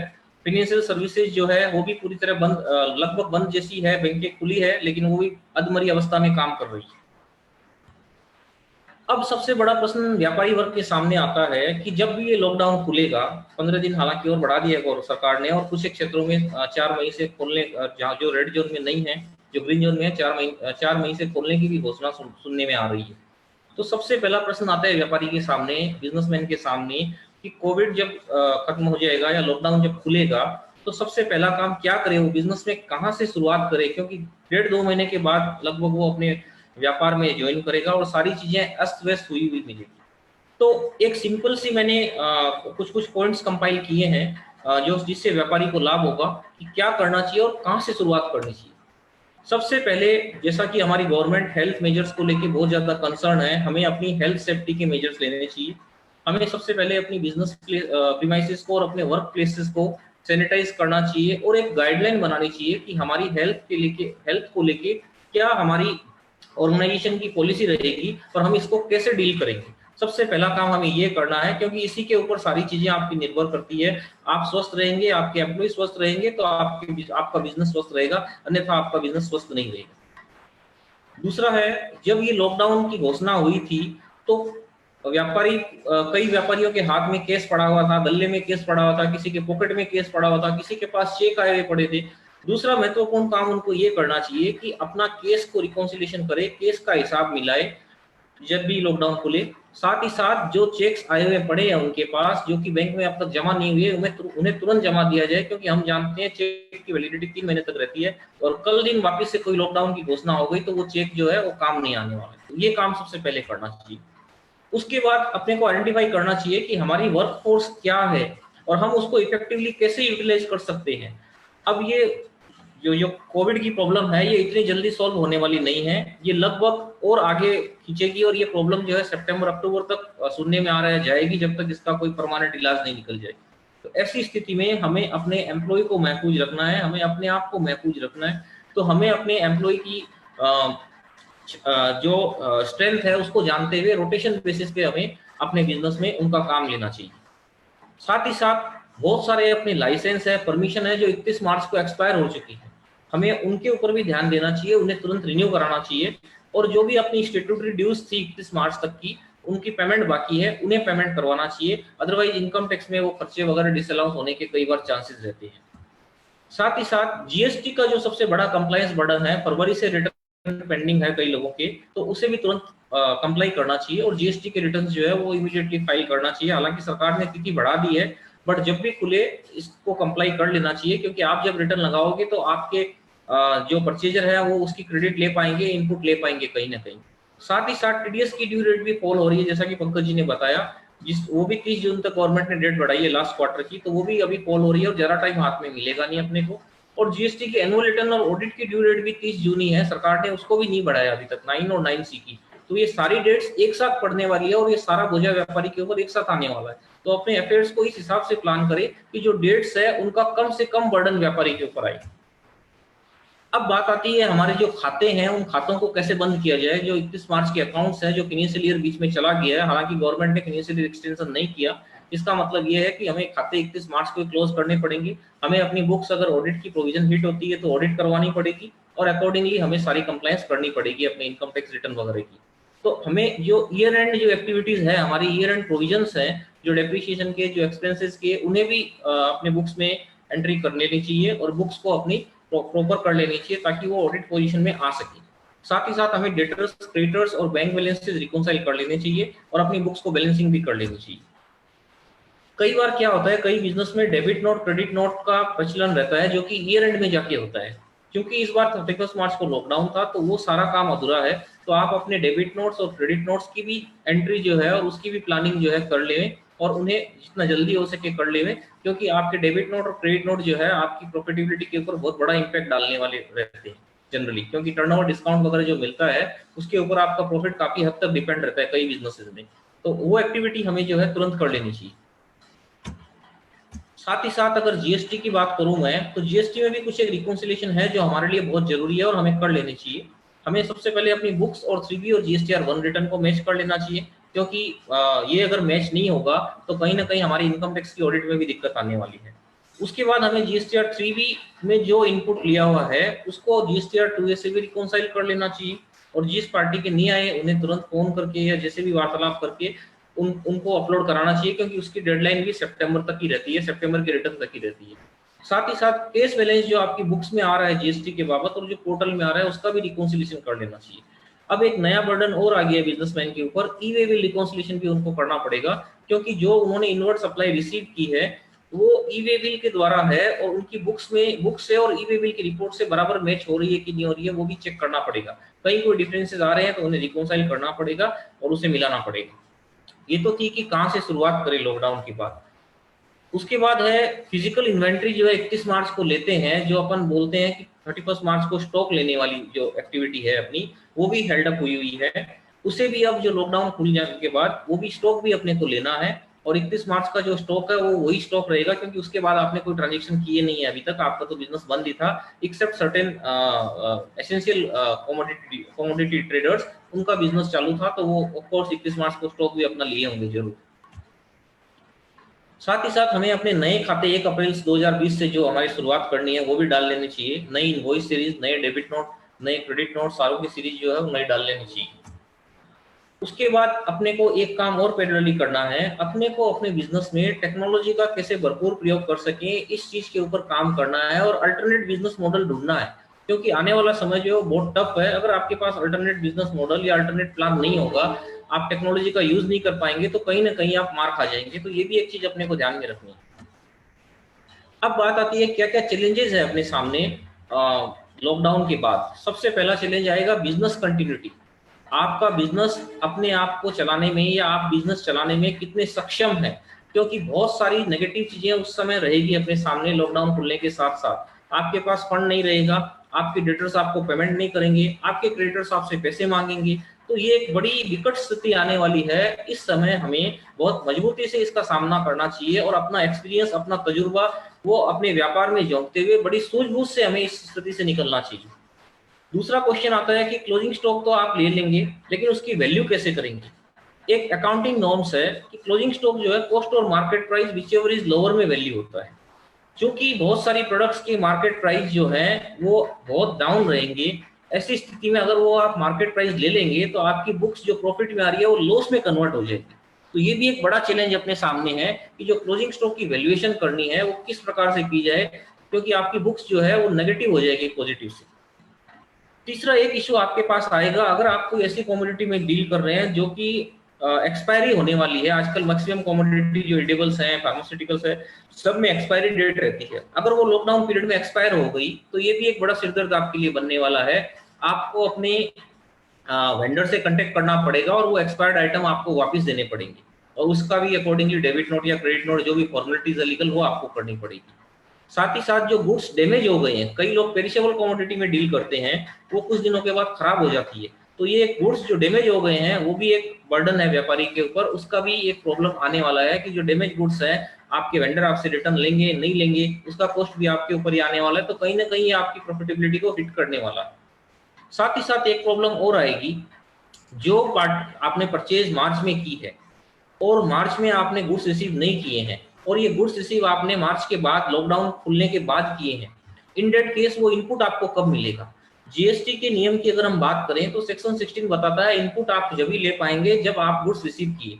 क्योंकि आपके वेंडर ने मार्च में ही अपना इनवॉइस अपलोड कर दिया, मार्च में ही गुड्स आपको भेज दिए हैं और वो मार्च में अकाउंट फॉर करेगा, पोर्टल में भी आपका इनपुट मार्च में आएगा और आप अपने बुक्स में इनपुट अभी लेंगे, तो एक प्रॉब्लम आने वाली है। आपके जीएसटी की लायबिलिटी जो है लॉकडाउन के बाद आपकी लायबिलिटी जीरो रहेगी, क्योंकि आपका तो बिजनेस ही बंद था। उस पीरियड में अगर आप उस इनपुट को लेंगे तो पुराने पीरियड में जो मार्च का रिटर्न लगाएंगे या फरवरी का लगाएंगे वहां वो लायबिलिटी आएगी आपकी, और ये इनपुट यहाँ ऐसे ही पड़ा रहेगा। तो ये कहीं ना कहीं एक तकलीफदायी स्थिति बनने वाली है। गवर्नमेंट इसके ऊपर जरूर कुछ ना कुछ सुटेबल क्लैरिफिकेशन इशू करेगी, अदरवाइज ये एडिशनल बर्डन आने वाला है जो कि आपके वर्किंग कैपिटल को कहीं ना कहीं डिस्टर्ब करने वाला है। साथ ही साथ एक चैलेंज और आने वाला है आपके सामने कि आपको बिजनेस खुलने के साथ साथ आपके पास कई आपके जानकार, कई सोशल ऑर्गेनाइजेशन आएंगे आपसे हेल्प लेने के लिए। तो आपको अपनी सोशल रेस्पॉन्सिबिलिटी डिस्चार्ज करनी है। तो सोशल रेस्पॉन्सिबिलिटी आप कैसे डिस्चार्ज करेंगे जब आपकी खुद की हालत इतनी बेहतर नहीं है। तो आपको इसमें भी एक बैलेंस लेके चलना पड़ेगा कि आप सोशल रेस्पॉन्सिबिलिटी डिस्चार्ज भी कर दें और आप अपने आप को भी स्वस्थ रखें, अपने बिजनेस को भी स्वस्थ रखें, अपने बिजनेस को भी हेल्दी रखें। तो ये एक चैलेंज और आने वाला है। वर्किंग कैपिटल मैनेजमेंट और लिक्विडिटी और कैश क्रंच, ये प्रॉब्लम तो सबके साथ आने वाली है और इस प्रॉब्लम से हर व्यापारी जूझता नजर आएगा अपने को लॉकडाउन खुलने के बाद। अब इसमें जो व्यक्ति, जो बिजनेसमैन अपनी एफिशिएंसी को, अपने एक्सपीरियंस को जितनी सूझबूझ से यूज करेगा उतना ही वो इस प्रॉब्लम से बचेगा। तो ये वर्किंग कैपिटल मैनेजमेंट जो है इसका सरदर्द, बहुत बड़ा सरदर्द होने वाला है। जैसा कि मैंने बताया, आपके डेटर्स आपको पैसे देंगे नहीं, आपके क्रेडिटर्स आपसे पैसे मांगेंगे, सरकार आपसे स्टैट्यूटरी ड्यूज मांगेगी, आपके पास फंड नहीं है तो आप कहां से चुकाएंगे। आपकी अगर कोई सेविंग है आपको वो तोड़नी पड़ेगी, वर्किंग कैपिटल मैनेज करना पड़ेगा, और ये प्रॉब्लम अगर लंबी चली तो आगे जाके आपकी सर्वाइवल के ऊपर भी क्वेश्चन मार्क आ सकता है। तो ये एक बड़ी सरदर्द वाली बात है कि वर्किंग कैपिटल मैनेजमेंट जो है ये आप कैसे करेंगे। एक प्रॉब्लम और आएगी, अभी देख रहे हैं हम कि most of the companies work from home का फंडा ला रही है कि भाई वर्क फ्रॉम होम करेंगे हम लोग, क्योंकि ये लॉकडाउन पीरियड है और सोशल डिस्टेंसिंग मेंटेन करना है अपने को। तो ये वर्क फ्रॉम होम जो है कहीं ना कहीं आपका साइबर सिक्योरिटी जो है उसके ऊपर भी एक थ्रेट है, कहीं ना कहीं आपकी सिक्योरिटी है डेटा की उसके ऊपर भी थ्रेट है। साथ ही साथ आपको सिक्योरिटी को बचाने के लिए कुछ एडिशनल कॉस्ट भी करना पड़ेगा और कॉस्ट भी इन्वॉल्व रहेगा। तो यहाँ भी एक चीज आपको ये बैलेंस करनी है कि आपकी सिक्योरिटी को क्या थ्रेट्स है और उसमें आप किस हद तक कॉस्ट कर सकते हैं उसे बचाने के लिए। तो ये भी एक कॉस्ट बेनिफिट एनालिसिस की एक्सरसाइज आपको करनी पड़ेगी और आप अकॉर्डिंगली इस चीज को कॉस्ट बेनिफिट से मेजर करते हुए आगे बढ़ेंगे कि अगर आपके लिए वर्क फ्रॉम होम कराना उचित है तो आप वर्क फ्रॉम होम कराएंगे। अगर आपका उसका कॉस्ट इतना ज्यादा है कि आपकी रेवेन्यू उसको मैच नहीं कर रही है तो आप वर्क फ्रॉम होम नहीं करवा पाएंगे। साथ ही साथ एक चैलेंज और आने वाला है, बड़ी बड़ी फैक्ट्रियां जहां पे मशीन 1 महीने 1.5 महीने से बंद पड़ी रहेगी, वो मशीन जो है इंपेयरमेंट हो जाएगी, वो मशीन जो है खराब हो जाएगी, उसकी वैल्यू कम हो जाएगी, वो फंक्शन ठीक से नहीं कर पाएगी। तो ये भी एक बड़ा चैलेंज आने वाला है कि आपकी जो प्रॉपर्टी प्लांट एंड इक्विपमेंट है वो इंपेयरमेंट होगी, उसकी वैल्यू कम होगी, वो डिग्रेड होगी, उसका भी एक आपके पास आपके ऊपर रिपेयर मेंटेनेंस उसका एक एडिशनल बर्डन आएगा। साथ ही साथ जैसा कि पंकज जी ने बताया कि सैलरी वगैरह जो है आपके एम्प्लॉइज की, आपके लेबर की वेजेस वगैरह जो है सरकार बोल रही है कि आपको फुल देना है, और आपके लेबर या वेजेस आपके लेबर काम नहीं कर रहे हैं आपकी फैक्ट्री में, तो आप फुल वेजेस कहाँ से देंगे। तो ये भी एक कॉन्ट्रेक्चुअल और लीगल कंप्लायंस को लेके एक बड़ी प्रॉब्लम आने वाली है व्यापारी के सामने, ये भी एक बड़ा चैलेंज है। साथ ही साथ आपकी अपनी टीम को मैनेज करना और किसी को भी ले ऑफ नहीं करना, ये भी एक आपको चैलेंज है, क्योंकि आपकी वही टीम आपको पहले अर्न करके दे रही थी, आज जब दुविधा ही आप उसको ले ऑफ नहीं कर सकते हैं। तो ये चीज अपने को ध्यान में रखते हुए आगे बढ़ना है। तो ये सारे बेसिकली चैलेंजेस थे जो कि पोस्ट लॉकडाउन हमारे सामने आने वाले हैं। Now I am coming to the measures announce by government. Government ने इन सारे प्रॉब्लम को देखते हुए बहुत सारे मेजर्स अनाउंस किए हैं। गवर्नमेंट ने क्या क्या मेजर अनाउंस किए हैं मैं इन नटसेल आपको बताऊंगा। पंकज जी ने एक्सपोर्ट के बारे में बता दिया कि जो एक्सपोर्ट रिपेट्रिएशन का जो पीरियड था वो 9 महीने से 15 महीने कर दिया सरकार ने। जो एक्सपोर्ट करने के बाद जो पैसे आपको विदेश से भारत लाने हैं, पहले उसका पीरियड 9 महीना था, अब वो सरकार ने उसको 15 महीना कर दिया। तो ये एक चीज बता दी। उसके बाद जो एडवांस ऑथराइजेशन चाहिए उसका पीरियड भी 6 महीने और बढ़ा दिया। साथ ही साथ जो ईओयू वगैरह एक्सपोर्ट ओरिएंटेड अंडरटेकिंग की जो वैलिडिटी है उसको भी 31 दिसंबर तक बढ़ा दिया सरकार ने। कस्टम की भी जो ड्यू डेट्स है सारी ड्यू डेट्स को 30 जून तक शिफ्ट कर दिया। उसके बाद एक्साइज की जो ड्यू डेट है उसको भी 30 जून तक एक्सटेंड कर दिया सरकार ने। उसके बाद सर्विस टैक्स की जो ड्यू डेट है उसे भी 30 जून तक एक्सटेंड कर दिया। साथ ही साथ एक इंसॉल्वेंसी एंड बैंकरप्सी कोड में बड़ा बदलाव सरकार ने किया है। पहले अगर कोई 1 लाख या उससे ऊपर की डिफॉल्ट होती थी तो कोई भी इंसॉल्वेंसी एंड बैंकरप्सी एक्ट में पिटीशन फाइल कर सकता था इंसॉल्वेंसी का, दिवालिया करने का। सरकार ने उस लिमिट को भी बढ़ा के 1 लाख से 1 करोड़ कर दिया, क्योंकि सरकार ये बात भली भांति जानती है कि कोविड के बाद लिटिगेशन बढ़ने वाला है, कोविड के बाद जो है कहीं ना कहीं एक प्रॉब्लम आने वाली है। तो सरकार ने अपनी दूरदर्शिता दिखाते हुए इस लिमिट को 1 लाख से 1 करोड़ कर दिया, ताकि 1 करोड़ तक जो भी ऑब्लिगेशन है वो अगर मीट नहीं होता है तो आप आईबीसी में पिटीशन फाइल नहीं कर सकते हैं till the period government further notifies.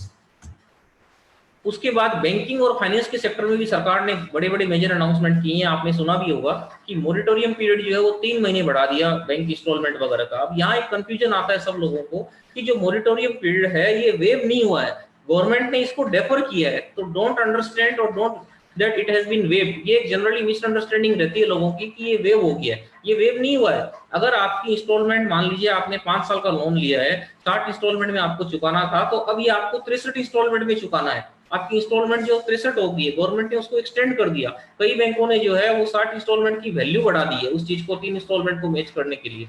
तो अलग अलग बैंकों ने अपने अलग अलग फॉर्मूले निकाल के रखे हैं। तो ये चीज ध्यान रहे कि ये जो है वेव नहीं हुआ है, ये डेफर हुई है इंस्टॉलमेंट। साथ ही साथ ये इंस्टॉलमेंट क्रेडिट कार्ड के लिए भी एप्लीकेबल है, जहाँ पे क्रेडिट कार्ड है, वर्किंग कैपिटल बोरोइंग है वहां पे भी एप्लीकेबल है, ये टर्म लोन है वहां पे भी एप्लीकेबल है। तो इस तरह सरकार ने ये एक रिलीफ देने की कोशिश की है medium and small business houses को, ताकि इनके ऊपर एडिशनल बर्डन नहीं पड़े। जो सैलरीड एम्प्लॉय है, जो हाउसिंग लोन ले रखे हैं, उनको सैलरी नहीं मिल रही है तो उनको ईएमआई 3 महीने देने की आवश्यकता नहीं है। उसी तरह सरकार ने कॉर्पोरेट सेक्टर में भी बड़ी रिलीफ दी है कि जो भी ड्यू डेट्स थी वो ड्यू डेट्स को बढ़ा के 30 सितंबर कर दी है। साथ ही साथ जो बोर्ड मीटिंग्स कंपलसरी करनी पड़ती है अपने को, उसे भी गवर्नमेंट ने बढ़ा दिया है 60 दिन से। साथ ही साथ इंडिपेंडेंट डायरेक्टर्स को भी जो मीटिंग करनी पड़ती है उसके ऊपर भी सरकार ने छूट दी है। अब मैं बात करूंगा जीएसटी के बारे में कि जीएसटी में सरकार ने क्या बेनिफिट दिया है, जो कि अपने लिए सबके लिए जानना बहुत जरूरी है। जीएसटी में सरकार ने बहुत सारी ड्यू डेट्स में रिलैक्सेशन किया है। आप ये मत समझिए कि जो ड्यू डेट्स है वो एक्सटेंड हो गई है, सारी की सारी एक्सटेंड ड्यू डेट 1 या 2 हुई है। और गवर्नमेंट ने जो रिलीफ दिया है that is by way of waiver of late fees and interest. मैं आगे बताऊंगा कि कौन सी डेट कब हुई है। साथ ही साथ सरकार ने लेट पेमेंट इंटरेस्ट जो है 5 करोड़ से ऊपर वाले जिनका टर्नओवर है, 15 दिन के बाद अगर वो पेमेंट करते हैं तो वो इंटरेस्ट की रेट 18% से 9% कर दी है। साथ ही साथ जो लेटर ऑफ अंडरटेकिंग है एक्सपोर्ट के लिए, सरकार ने बताया कि अगर कोई जनरेट नहीं कर पा रहा है लेटर ऑफ अंडरटेकिंग, तो पुराना साल का जो लास्ट ईयर का जो लेटर ऑफ अंडरटेकिंग था 1920 का, उसी लेटर ऑफ अंडरटेकिंग को आप 3 महीने तक कंटिन्यू कर सकते हैं, वही नंबर देके आप एक्सपोर्ट कर सकते हैं।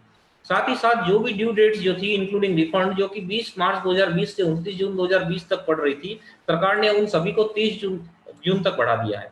साथ ही साथ जो 36(4) था रूल, जो कि 110% अपने को इनपुट मिलता है, जो इनपुट रिफ्लेक्ट हो रहा है उसका, सरकार ने उसमें भी एक रिलीफ दी है कि फरवरी से अगस्त तक का आपका जो है ये मंथ वाइज नहीं देखेंगे, ये हम इंडिपेंडेंटली नहीं देखेंगे, ये कम्युलेटिवली देखेंगे। फरवरी से अगस्त तक का आप एक साथ इकट्ठा जोड़ लीजिए, उसके बाद जो है वो 110% का आप जो है जो लिमिट है, स्लेब है, उसको इस्तेमाल करिए। साथ ही साथ जो ई-वे बिल जनरेट हुई 15 अप्रैल 2020 तक, उसकी भी वैलिडिटी बढ़ा दी है सरकार ने 30 अप्रैल 2020 तक। तो ये की एरियाज है जीएसटी में जिसमें सरकार ने बेनिफिट दिया है। अब 2-4 पॉइंट में माइनॉरिटी डील करूंगा। सबसे पहले रिटर्न की ड्यू डेट की बात करूंगा 3B, जो कि हर व्यापारी को लगाना पड़ रहा है, जो कि नॉर्मल स्कीम में है। 3B की ड्यू डेट को सरकार ने 3 हिस्सों में बांट दिया टर्नओवर वाइज।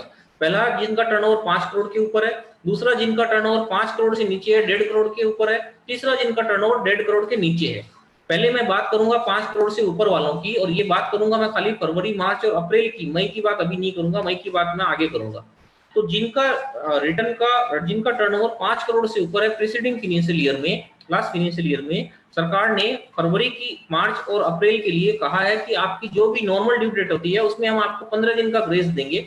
अगर आप उस 15 दिन के भीतर रिटर्न लगा देते हैं तो आपके ऊपर कोई इंटरेस्ट, कोई पेनल्टी, कोई लेट फीस नहीं लगेगी। अगर आप 15 दिन के बाद रिटर्न लगा रहे हैं और पेमेंट कर रहे हैं तो आपसे हम उस 15 दिन के बाद का पीरियड का इंटरेस्ट लेंगे, वो 9% से लेंगे। इसको एक एग्जांपल के माध्यम से देखें तो ज्यादा बेटर होगा। सपोज करिए मार्च का रिटर्न का ड्यू डेट अपना 20 अप्रैल होता है। आप मार्च वाले कॉलम में देखिए, इसका ड्यू डेट है 20 अप्रैल। सरकार ने 15 दिन इसमें ग्रेस दिया है। इसका मतलब ये है कि 5 मई तक मैं रिटर्न लगा सकता हूं बिना कोई इंटरेस्ट, बिना कोई लेट फीस की। अब बोल रही है सरकार कि अगर आपने 6 मई से 24 जून के भीतर इंटरेस्ट लगाया है, पेमेंट किया है, रिटर्न लगाया है, 24 जून है ये अपर लिमिट है 5 करोड़ के ऊपर वालों के लिए। 24 जून के भीतर अगर आप रिटर्न लगाते हैं 15 दिन के बाद और 24 जून के दरमियान, तो आपको 9% से ब्याज देना है, लेट फीस सारी वेव हो जाएगी। आप अगर 24 जून तक रिटर्न नहीं लगा रहे हैं, उसके बाद लगा रहे हैं रिटर्न, इन दैट केस आपके ऊपर इंटरेस्ट 18% से एप्लीकेबल होगा और लेट फीस भी शुरू से लगेगी 20 अप्रैल से। तो जिनका टर्नओवर 5 करोड़ से ऊपर है वो ध्यान दें कि या तो अपना रिटर्न ड्यू डेट के 15 दिन के भीतर लगाए, या 24 जून की जो अपर डेट है उस डेट के भीतर लगाए रिटर्न। और आज चूंकि लॉकडाउन की डेट 15 दिन और बढ़ा दी है सरकार ने, तो मेरे को लग रहा है ये डेट्स भी फिर एक्सटेंशन आने वाली है इस डेट्स को लेके भी। अब ये जो ड्यू डेट्स है जिनकी मैं बात कर रहा हूँ, टर्नओवर 1.5 करोड़ से ऊपर है और 5 करोड़ के नीचे है। तो फरवरी की ड्यू डेट सरकार ने बताई है 29 जून, मार्च की ड्यू डेट सरकार ने बताई है 29 जून, अप्रैल की ड्यू डेट सरकार ने बताई है 30 जून, जिनका टर्नओवर 1.5 करोड़ से ऊपर है और 5 करोड़ के अंदर है। अब अपन देखते हैं जिनका टर्नओवर 1.5 करोड़ के अंदर है। जिनका टर्नओवर 1.5 करोड़ के अंदर है उनकी फरवरी की ड्यू डेट है 30 जून, मार्च की ड्यू डेट है 3 जुलाई और अप्रैल की ड्यू डेट है 6 जुलाई। तो ये सारी ड्यू डेट्स की बात है फरवरी, मार्च और अप्रैल की। अब बात करते हैं अपन मई के रिटर्न की ड्यू डेट। मई के रिटर्न के लिए सरकार ने एसएससीज को 2 कैटेगरी में बांटा है, एक जिनका टर्नओवर 5 करोड़ के ऊपर है, एक जिनका टर्नओवर 5 करोड़ के नीचे है। तो जिनका टर्नओवर 5 करोड़ के ऊपर है वो सारे स्टेट्स की ड्यू डेट 27 जून 2020 कर दी है मई के लिए, और जिनका टर्नओवर 5 करोड़ के नीचे है उनका स्टेट स्पेसिफिक ड्यू डेट बताया है, जो छत्तीसगढ़, मध्य प्रदेश, गुजरात, महाराष्ट्र, कर्नाटका, ये सारे स्टेट्स में है। इनका मई का ड्यू डेट है 12 जुलाई, और जो दूसरे स्टेट्स है हिमाचल, पंजाब, उत्तराखंड, इनका ड्यू डेट है 14 जुलाई। जैसा कि आपको याद होगा कि सरकार ने कुछ दिन पहले ही रिटर्न की ड्यू डेट को भी स्टेगर्ड मैनर में रिटर्न लगाने का फैसला किया, ताकि जीएसटी पोर्टल पे एक साथ बर्डन नहीं पड़े, लोड नहीं पड़े। तो इसके लिए स्टेट वाइज ड्यू डेट कर दी थी। तो यहाँ भी इन्होंने, सरकार ने वापस स्टेट वाइज ड्यू डेट कर दी है मई के रिटर्न की। अब बात करें जीएसटीआर 1 के रिटर्न की, तो जीएसटीआर 1 के रिटर्न की सरकार ने 30 जून डेट कर दी है without payment of late fees. Date extension नहीं हुई है, मैं बार बार बता रहा हूँ, खाली लेट फीस वेव हुई है। जो मार्च, अप्रैल, मई की जो रिटर्न है वो 30 जून तक जानी है, और जो लास्ट क्वार्टर था आपका जनवरी, फरवरी, मार्च, अगर कोई क्वार्टरली रिटर्न दे रहा है तो उसकी ड्यू डेट 30 जून है। अब बात करता हूं मैं जो कंपोजिशन स्कीम में डीलर थे, तो कंपोजिशन स्कीम वालों को एक CMP2 फॉर्म भरना पड़ता है कंपोजिशन स्कीम ऑप्ट करने के लिए। अगर कोई नॉर्मल से कंपोजिशन स्कीम में जाता है तो CMP2 भरना पड़ता है, जिसकी नॉर्मल ड्यू डेट जो रहती है वो फाइनेंशियल ईयर के पहले रहती है। तो सरकार ने कहा है कि उसको भी आप 30 जून तक भर देंगे तो हम मान लेंगे। आप अगर फाइनेंशियल ईयर के पहले नहीं भर पाए उस फॉर्म को, अगर आप 30 जून के पहले भर देते तो हम आपको कंपोजिशन अलाउ कर देंगे। साथ ही साथ जो ITC 3 फॉर्म है, जो क्रेडिट रहता है अपने पास, उस क्रेडिट को भी सरकार ने इंफॉर्मेशन मांगी है कि जो लेफ्ट करना है क्रेडिट आपको, वो 60 दिन के भीतर आपको इंफॉर्मेशन देनी पड़ती है अगर आप नॉर्मल से कंपोजिशन में आते हैं तो, उसको भी 31 जुलाई कर दी है। साथ ही साथ जो कंपोजिशन स्कीम के डीलर के लिए रिटर्न की ड्यू डेट है CMP 08 जो कि नॉर्मली 18 अप्रैल रहती है क्वार्टरली रिटर्न की, उसको भी 7 जुलाई कर दी है। साथ ही साथ जो GSTR 4 है, एनुअल रिटर्न GSTR 4, उस एनुअल रिटर्न की डेट भी कंपोजिशन डीलर के लिए जो है वो सरकार ने 30 अप्रैल से 15 जुलाई कर दी है। पहले 30 अप्रैल थी, अब 15 जुलाई हो गई है।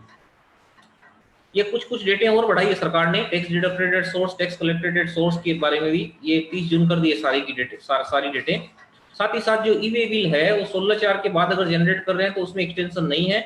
आपने अगर 15 अप्रैल के पहले जनरेट की है ई-वे बिल तो उसकी ऑटोमेटिकली डेट 30 अप्रैल कर दी है सरकार ने।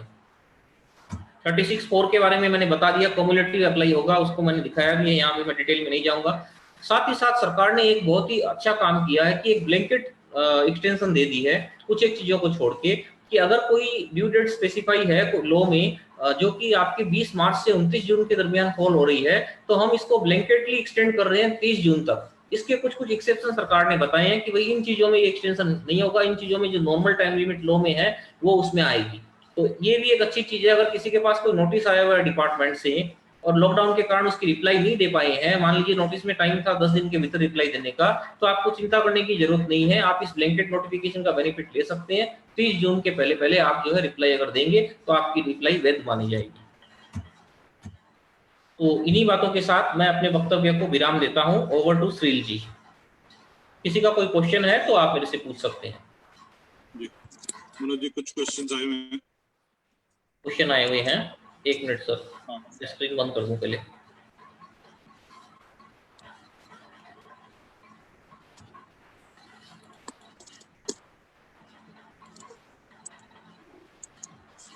यस, पहला क्वेश्चन आया हुआ है हिम्मत पितलिया जी का। ये पूछ रहे हैं, for March 2020 we paid salary due to problem.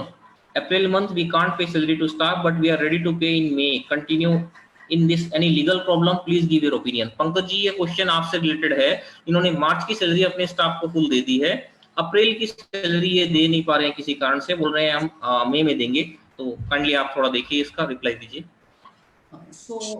Government का एडवाइजरी जो है वो बोल रहा है कि आप सैलरी दीजिए, टाइम पे दीजिए, कोई एम्प्लॉयज को निकालिए नहीं। बट लीगली आप फोर्स नहीं कर सकते हैं कंपनीज को, क्योंकि ये एक अनप्रेसिडेंटेड सिचुएशन है, इसलिए गवर्नमेंट ने एडवाइजरी दिया है ताकि कंपनीज मास अनएम्प्लॉयमेंट ना हो। इसमें इम्पोर्टेंट रहेगा कि आप एम्प्लॉयज से बात करें, उनको सिचुएशन समझाएं कि क्या सिचुएशन कंपनी की है एंड क्यों जरूरी, क्यों कंपनी अभी सैलरी नहीं दे पा रही है। एंड आई एम श्योर कि एम्प्लॉयज भी इसमें कॉपरेट करेंगे, बिकॉज कंपनी का रहना लॉन्ग टर्म, कंपनी का सस्टेनेंस लॉन्ग टर्म इम्पोर्टेंट है। ये शॉर्ट टर्म चैलेंज है which can be overcome only if the company survives in the long term. जैसे कि मैंने बोला है कि गवर्नमेंट ने, मैं यहाँ तेलंगाना गवर्नमेंट की बात करता हूँ, तेलंगाना गवर्नमेंट ने पूरे गवर्नमेंट एम्प्लॉयज को 50% सैलरी डिफर कर दिया है। जो अप्रैल की सैलरी जो पे करनी थी 50% is being deferred and not being paid. बोल रहे हैं कि आगे देंगे, इंस्टॉलमेंट्स में देंगे, आगे देंगे। सो गवर्नमेंट भी जैसे एक तरफ एडवाइजरी दे रही है कि आप सबको सैलरी दीजिए, किसी को निकालिए न, बट गवर्नमेंट खुद भी सब एम्प्लॉयज को सैलरीज नहीं दे रही है और सैलरीज कम दे रही है। तो इसके लिए इम्पोर्टेंट होगा कि कंपनीज अपने एम्प्लॉयज से डिस्कस करें, ये प्रॉब्लम उनको समझाएं एंड एम्प्लॉयज को साथ में लेके जो भी मेजर्स लेना है, डिसीजन लेना है, वो साथ में लेके करें। बिकॉज एज मैं बोला कि लीगली कंपनीज, गवर्नमेंट कोई लॉ के अंदर फोर्स नहीं कर सकती है कि एम्प्लॉयज को कंटिन्यू करे या सैलरी दे। सो लीगली आपको देखना पड़ेगा एंड ऑब्वियसली एम्प्लॉयज का कॉपरेशन साथ में रहना पड़ेगा। If you are not able to pay the salary for May, आप डिफर कीजिए। आप देखिए जिनको थोड़े एम्प्लॉयज को दे सकते हैं, पार्टली दे सकते हैं, या थोड़े एम्प्लॉयज जिनको नीड है, जो बुरी सिचुएशन में, उनको दे सकते हैं, उनको दीजिए। बिकॉज लॉट ऑफ कंपनीज ने भी सबके सैलरीज कम किए हैं, बट दे हैव सैलरीज जिनकी कम की ज़्यादा हुई है जो हायर ब्रैकेट में है। जो लोअर ब्रैकेट में है उनको कंपनीज कोई इम्पैक्ट नहीं होना, वैसा बड़े बड़े कंपनीज डिसीजन ले रही है। तो सिमिलरली आपको इवैल्यूएट करना पड़ेगा। यस, एक क्वेश्चन आया है पन्नालाल बेज जी से। ये पूछ रहे हैं, please address problem of micro and medium enterprise. तो बेद साहब ऐसा है कि मैंने अभी जो डिस्कशन किया था अपनी स्लाइड्स में आपने देखा होगा, ये सारा माइक्रो एंड मीडियम एंटरप्राइज की प्रॉब्लम्स और चैलेंजेस से रिलेटेड ही मैंने किया था। इसमें मैं 2 बात और ऐड कर देता हूँ, आपने चूंकि ये क्वेश्चन पूछा है तो मैं 2 बात और ऐड कर देता हूँ। 2 चैलेंज और आने वाले हैं, पहली सैलरी का, दूसरा रेंट का। हम देख रहे हैं ये प्रॉब्लम जो है ये ग्लोबल प्रॉब्लम आने वाली है सैलरी और रेंट की, क्योंकि जो स्मॉल एंटरप्राइज है उनका बिजनेस बंद है, वो हैप्पी रेंट दे नहीं पाएंगे उस पीरियड में, एक प्रॉब्लम ये आएगी। और लैंडलॉर्ड जो है, लैंडलॉर्ड वहां पे ये प्ली देंगे कि भाई हमारा तो बैंक लोन लिया हुआ है, हम ये रेंट कैसे माफ करें, बैंक तो हमारा इंटरेस्ट माफ नहीं कर रही है। तो कहीं ना कहीं ये लिटिगेशन क्रिएट होगा और ये मैटर जो है कहीं ना कहीं कोर्ट कचहरी में जाएगा और वहां से ही जाके ये सेटल होने वाला है। एक नंबर बात। दूसरी नंबर बात सैलरी के बारे में, जैसे पंकज जी ने बताया कि भी सैलरी का भी जो है ये ऑर्गेनाइजेशन स्पेसिफिक इशू रहेगा। ये कोई ऐसा नहीं है कि कोई बेंचमार्क बना दे और उस बेंचमार्क को फॉलो करे। कई लोग ये देख रहे हैं कि भाई स्लैब फिक्स कर दिए हैं अपनी अपनी ऑर्गेनाइजेशन में कि भाई स्लैब के अंदर कोई सैलरी है तो हम फुल पेमेंट करेंगे। जैसे मैंने कल परसों कहीं देख रहा था कि रिलायंस ने कहीं कुछ ऐसा बेंचमार्क सेट किया है कि भाई हम 15,000 तक जो है वो सैलरी पूरी देंगे, 15,000 के ऊपर 50,000 तक जो है हम 70% देंगे, 50,000 के ऊपर वाले जो है उनको हम 60% देंगे। तो ये जो है ये एक वर्ल्ड वाइड होने वाली है ये सारी चीजें। तो जो माइक्रो और मीडियम की जो प्रॉब्लम है ये बेसिकली यही सारी प्रॉब्लम आने वाली है, और ये 2 प्रॉब्लम उसमें मैं और एडिशन कर दिया। एक क्वेश्चन ये पूछे है मनोज जैन जी ने, ये ई वे बिल से कनेक्टेड है। सर इस क्वेश्चन को आज हम नहीं ले पाएंगे, सॉरी, क्योंकि ई वे बिल का सेशन अपना कल था। कल आप पूछ लेते तो ज्यादा बेटर रहता, क्योंकि ये क्वेश्चन अभी ई वे बिल का नहीं ले पाएंगे। और भी दूसरे क्वेश्चन है उनको पहले निपटा लेते हैं, अगर समय परमिट करेगा तो जरूर लेंगे इसको। Can traders register for MSME if yes, then under manufacturing or services? Pankaj ji, please. इसका कोविड से कोई लेना देना नहीं है। Traders can register under MSME. MSME is again a very beneficial small sector को promote करने वाला एक्ट है। Yes, all traders can register under MSME. इसको सर्विसेज के अंडर आप you can register. Specific I don't know कि कौन सा क्लॉज में क्या होगा, but I think it's a trading is also a kind of a service, so traders can also I think register under MSME. एक ये question पूछ रहे हैं ई वे बिल रिकॉन्सिलिएशन के बारे में थोड़ा डिटेल में जानकारी दीजिएगा। यस, मैंने अपनी स्लाइड्स में ई वे बिल रिकॉन्सिलिएशन की बात बताई थी। ये क्वेश्चन पूछ रहे हैं अरियंत बोत्रा जी। तो देखिए ई वे बिल अब जो है एप्लीकेबल हो गई है। आपको अपनी परचेजेस और अपनी इनवर्ड सप्लाई और अपनी आउटवर्ड सप्लाई अगर 50,000 रुपए के ऊपर है तो आपको ई वे बिल चाहिए। आपको ये चेक करना है कि जो पोर्टल में ई वे बिल जनरेट हुई है आउटवर्ड और इनवर्ड की, आपकी बुक्स में जो सप्लाई आ रही है उससे मैच हो रही है ना। क्योंकि कई बार क्या होता है कि आपके नाम पे कोई दूसरे ने ई वे बिल जनरेट कर लिया और आपको पता ही नहीं है, और डिपार्टमेंट फिर आपसे पूछेगा कि भाई ये सप्लाई आपने सप्रेस कर ली है तो इसके ऊपर आप हमें टैक्स दीजिए। तो ये चैलेंज आएगा आपके सामने। तो इसलिए मैंने बताया कि जीएसटी का जब आप काम करेंगे इनपुट को मिलाने के साथ साथ आप अपनी ई वे बिल भी रिकॉन्साइल कर लीजिए। तो ये इस कॉन्टेक्स्ट में है। Hope I am clear. Ariyant Bothra ji का ये क्वेश्चन था।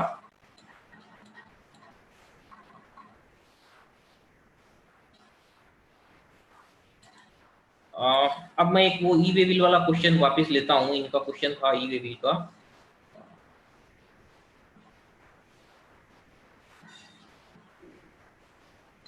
ये ई वे बिल का मनोज जी का क्वेश्चन था। मनोज जी अगर आप है लाइन पे तो काइंडली आप क्वेश्चन वापस रिपीट करिए ना। सलील जी काइंडली इनको अनम्यूट कर दीजिए, मनोज जैन जी को। सर नमस्कार, जय जिनेंद्र। जय जिनेंद्र। सर हमारे ना एक कंसाइनमेंट भेजा था, जैसे हम हिसार डिस्ट्रिक्ट से बिलोंग करते हैं और वो पानीपत के थ्रू पटना जाना था। हिसार से हमने ई वे बिल पानीपत के लिए बनाया था और आगे पटना भेजना था। पानीपत में व्हीकल चेंज होकर पार्टी का भी माल उसमें लोड होना था और वो वहां से डिलीवर होकर पटना जाना था। तो उसके लिए हम ई वे बिल कैसे मेंटेन कर सकते हैं सर? सर ऐसा है, देखिए ई वे बिल में एक फैसिलिटी दी गई है। आपके ट्रांसपोर्टर भली बातें जानते हैं, अगर कोई व्हीकल चेंज होता है तो वो नए व्हीकल नंबर डाल सकते हैं उसी ई वे बिल में। जितने हैं उतने डाल सकते हैं, 2, 4, 5, 10 कोई रेस्ट्रिक्शन नहीं है। उस ई वे बिल की वैलिडिटी जितने दिन रहेगी ना उस दरमियान वो जितने चाहे व्हीकल नंबर जो है चेंज कर सकते हैं। तो आप अपने ट्रांसपोर्टर से एक बार कांटेक्ट करिए। ई वे बिल पोर्टल में ये फैसिलिटी है व्हीकल नंबर चेंज करने की। जहाँ भी ट्रांसशिपमेंट होता है वहाँ व्हीकल नंबर चेंज कर सकते हैं। तो आप अपने ट्रांसपोर्टर से कांटेक्ट करिए, वो जरूर आपकी हेल्प कर देंगे और ई वे बिल आप जो है उसी वे बिल से व्हीकल नंबर चेंज करके गुड्स मूव कर सकते हैं। ठीक है सर, थैंक यू। सुनील जी एक क्वेश्चन और है, ये कोई मेंटेनेंस चार्ज को लेके है। ये प्रशांत बुच्चा जी का। प्रशांत जी लाइन पर है तो काइंडली आप क्लेरिफाई करिए ना, क्वेश्चन समझ में नहीं आ रहा है। प्रशांत बुच्चा जी अगर लाइन पे है तो अनम्यूट करिए उन्हें। जय जिनेंद्र मनोज जी। हाँ प्रशांत जी बोलिए। मनोज जी, जॉइंट वेंचर जो फ्लैट है, जो जॉइंट प्रॉपर्टी है, आवाज आ रही है? हाँ हाँ बिल्कुल आ रही है, आप बोलिए। हाँ, जॉइंट प्रॉपर्टी में जो मेंटेनेंस आ रहा है फ्लैट का, तो उन दो जॉइंट नाम से भी क्या अलग अलग जो मेंटेनेंस चार्ज होता है उसका बिलिंग करवा सकते हैं क्या? माना आपका फ्लैट जो है ये जॉइंट नाम पे फ्लैट है आपका, और आप चाहते हैं कि सोसाइटी से उसके 2 बिल बनवा लें, है ना? हाँ हाँ हाँ। और फ्लैट आपने 50-50% करके रखा हुआ है, दोनों जन को, हस्बैंड वाइफ का है मान लीजिए, तो इक्वली आपने शो किया हुआ है अपने रिकॉर्ड्स में दोनों का। हाँ तो कर सकते हैं, कोई दिक्कत नहीं आनी चाहिए मेरे ख्याल से इसमें। नहीं, इसमें अगर कोई जीएसटी में ऐसा नियम है क्या कि हम सोसाइटी को दिखाएं? सोसाइटी तो मान नहीं रही इस चीज को लेके। क्या बताएं, वापस बताइए। जीएसटी में ऐसा कोई रूल बनाया हुआ है क्या कि जिसको दिखा के सोसाइटी से बिलिंग करवा सके? नहीं, ऐसा कोई रूल नहीं है। ये जो आपकी कॉन्ट्रेक्चुअल रिलेशनशिप है, कॉन्ट्रेक्चुअल लॉ है, उसी वही गवर्न करते हैं। देखिए नियम से तो ये होता है कि जिस नाम से रजिस्ट्री हुई है आपके फ्लैट की, सोसाइटी जो है उसी नाम से बिल रेज करेगी। अगर वो एक नाम से रजिस्ट्री है तो एक नाम से करेगी, अगर वो 2 नाम से है तो जॉइंटली करेगी।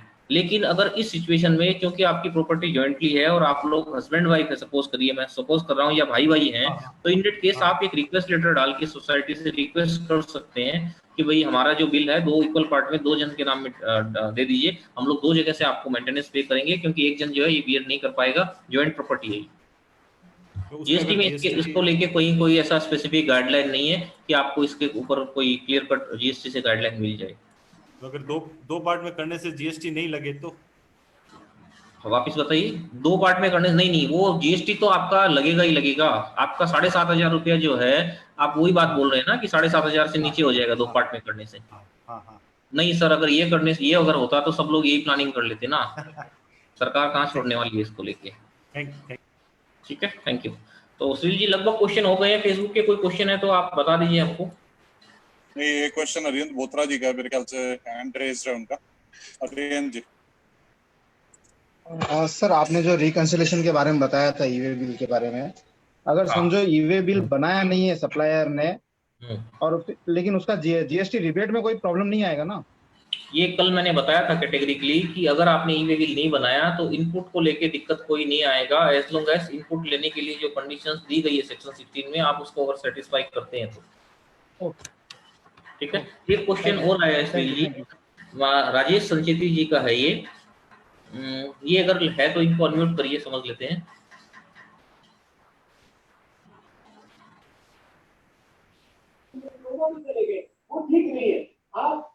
Yes Rajesh ji please. Hello sir, अभी हम लोग बिल्डिंग मटेरियल का एक इंडस्ट्री ओपन किया है रिसेंटली। उसी इंडस्ट्री के जरिए जो बिल्डिंग मटेरियल प्रोडक्ट है उसमें हम बिल्डिंग कॉन्ट्रैक्ट पे लेके वो जीएसटी रिलेवेंट जो है हम कर सकते हैं, या सेपरेट कॉन्ट्रैक्ट का कुछ जीएसटी लेना पड़ेगा? मैं समझ गया आपका पॉइंट कि आप उसमें ट्रेडिंग और कॉन्ट्रैक्ट दोनों एक रजिस्ट्रेशन में कर सकते हैं कि नहीं, यही क्वेश्चन है ना आपका। आप आराम से कर सकते हैं, कहीं कोई दिक्कत नहीं है। ट्रेडिंग और कॉन्ट्रैक्ट दोनों एक रजिस्ट्रेशन में कर सकते हैं, और आप चाहें अलग रजिस्ट्रेशन लेना तो आप अलग भी ले सकते हैं। सरकार ने अलग रजिस्ट्रेशन लेने की भी व्यवस्था कर दी। पहले ये नियम था कि एक स्टेट में एक ही रजिस्ट्रेशन होगा, लेकिन बाद में लॉ में अमेंडमेंट करके सरकार ने अलाउ कर दिया कि एक स्टेट में अगर एक से ज्यादा भी रजिस्ट्रेशन आप लेना चाहें तो आपका प्रॉपर ऑफिसर आपको अलग रजिस्ट्रेशन दे सकता है। तो आप एक में चाहे तो एक में भी कर सकते हैं, अलग चाहिए तो अलग भी कर सकते हैं, कोई दिक्कत नहीं है। अलग लेने? हाँ जी, अलग ले सकते हैं आप, कोई दिक्कत नहीं है। लेकिन पैन नंबर वगैरह इनकम टैक्स तो एक में ही बताना पड़ेगा? रहेगा, सेम सब कुछ सेम रहेगा, उसी पैन नंबर में रहेगा। 2 आपके रजिस्ट्रेशन होंगे, ऑडिट वगैरह भी जीएसटी की सबकी 2 अलग अलग होगी, रिटर्न वगैरह भी 2 अलग अलग जाएंगे, इनकम टैक्स का रिटर्न एक ही लगेगा दोनों का। हाँ, तो एक में रहने से भी मैनेज हो जाएगा फिर? एक में रहने से आपका कॉस्ट बचेगा, टाइम बचेगा, आपका इफिशिएंसी मतलब जो इफिशिएंट मैनर में काम हो जाएगा, जल्दी हो जाएगा। तो सिंगल बैनर में कर सकते हैं? Yes you can do. Sunil ji question सारे हो गए हैं, आगे का जो भी है। नहीं, एक क्वेश्चन है पन्ना लाल जी का आया हुआ। पन्ना लाल जी बैठ को मैं म्यूट कर रहा हूँ ताकि वो अपना क्वेश्चन डिटेल पूछ सके। जय जिनेंद्र। जय जिनेंद्र साहब बोलिए। मैं एक जानकारी चाहता हूँ कि जो उद्योग आधार है वो छोटे एंटरप्रेन्योर्स को किस तरह से हेल्प कर सकता है, उनकी फाइनेंशियल प्रॉब्लम्स को भी कुछ मीट आउट करेगा क्या, और क्या गवर्नमेंट इस सेक्शन को कुछ या उद्योग आधार होल्डर्स को कुछ एक्स्ट्रा बेनिफिट मिल सकता है क्या? देखिए, ये उद्योग आधार नंबर जो है ये एमएसएमई एक्ट 2006 के तहत दिया जाता है।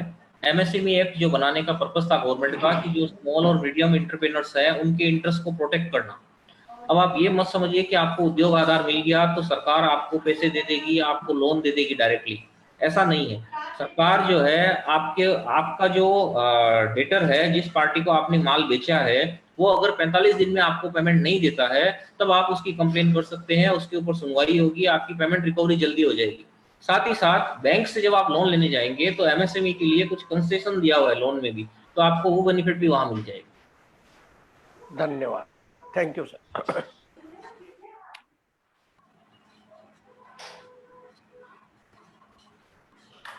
हेलो, यस सुनील जी, मेरी जिज्ञासा संपन्न हो गई है, धन्यवाद। Thank you. Sunil ji please आगे। Thank you uncle. मैं बोलना चाहूँगा बहुत बहुत धन्यवाद दोनों स्पीकर्स का आज के, और धन्यवाद ज्ञापन के लिए मैं रिक्वेस्ट करूंगा अंकित जी शामसुखा को, जो दिल्ली की चैप्टर सेक्रेटरी हैं। अंकित जी।